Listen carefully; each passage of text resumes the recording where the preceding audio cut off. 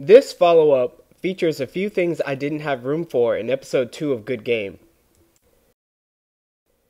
Obviously, the skill ceiling, or the maximum conceivable execution possible, is beyond human for both Brawl and Melee. Everything from playing a perfect game, perfect shielding or power shielding everything, perfectly reading opponents, perfectly timing every attack and counterattack, playing with frame-perfect reflexes, or executing dexterous moves perfectly are impossibilities that give Smash an unreachable skill ceiling. There will always be more to learn, maneuvers to tighten, and one's mind to sharpen.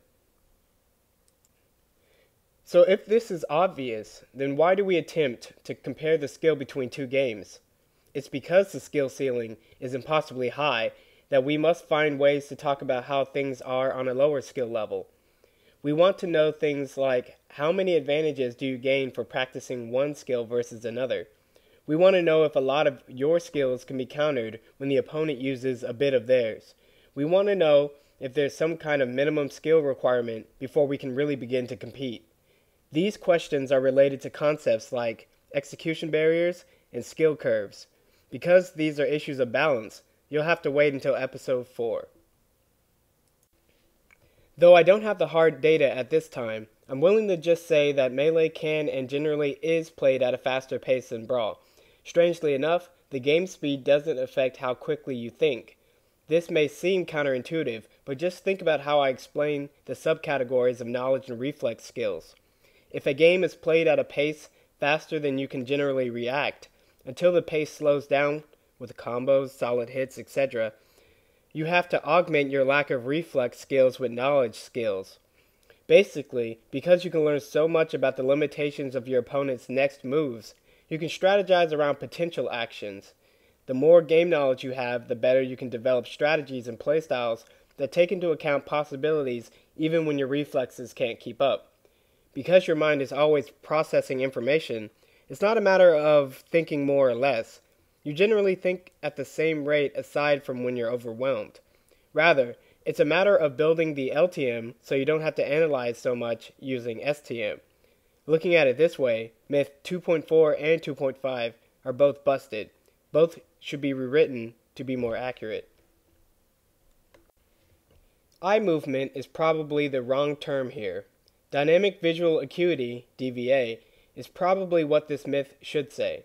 Tracking the fast-moving objects in Melee is challenging even when you augment such reflex skill with long-term memory knowledge skills. Still, tracking fast-moving objects, slow-moving objects, and strangely moving objects is all a part of DVA. So whether you are in a match in Brawl or Melee with relatively fast or slow characters, an equal amount of DVA can be stressed. As far as eye movement goes, the edge probably goes to Brawl. Basically, the more elements in the field at one time, the more you have to switch focus between your character, the opponent, and these elements to maneuver safely.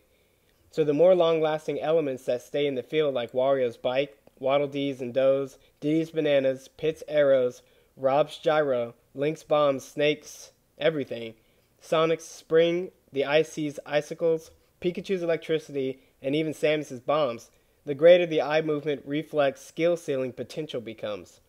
Stage transformations, moving platforms, and hazards also apply. For all of these reasons, this myth is busted. The skill spectrum is a word that describes how the 5 core types of skill bleed into each other. Outside of the most simple gaming challenges, like the ones found in the 4 skill testing games my brother and I designed, it's hard to find challenges that can only be overcome with a fixed, rigid ratio of the D-card skills. For example, perfect or power shielding a projectile takes external static timing with a bit of dexterity, right? Well, it can also be done with a sense of internal static timing and knowledge based on the position of the attacker, defender, and the type of projectile. And it can also be done with a lucky or random shield, which we'll consider as part of your adaptation skills. If you have very poor timing and knowledge, you could use simple reflex. And if you run into or away from the projectile, the timing becomes complex instead of static. See what I mean? One of the most interesting discoveries I've made defining, outlining, and investigating player skill is a detailed look at how players adapt their skills across the spectrum, Tier 3, simply due to a change in game speed.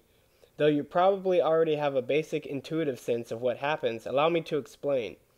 The faster a game's speed gets, the more the spectrum shifts, making long-term memory knowledge skills increasingly more important, while diminishing the capacity to use the other 4 D-cart skills. Consider what your favorite song would sound like if you sped it up significantly. At some point, the song would be so fast that you wouldn't be able to consciously perceive the necessary pauses in between notes, words, or syllables. Thus, a song becomes a noise jumble. You might still recognize the melody only if you're already familiar with it, hence using your LTM. Conversely, when you slow a game's speed down, the potential skill ceiling mostly increases across the 5 D-cart skills, and the proportion and diversity of these skills is maintained among the 5 rather than focusing mainly on LTM knowledge skills. Don't just take my word for it. Here's a simple test you can do. Play Brawl or Melee with a friend, then play in Lightning or Fast mode, then play in Slow mode. If you play Brawl, try playing a match seriously with only the timer item on. How do these experiences compare? Could you use more of your skills when the game is faster, or did you find yourself throwing out attacks blindly? Episode 3 is coming soon.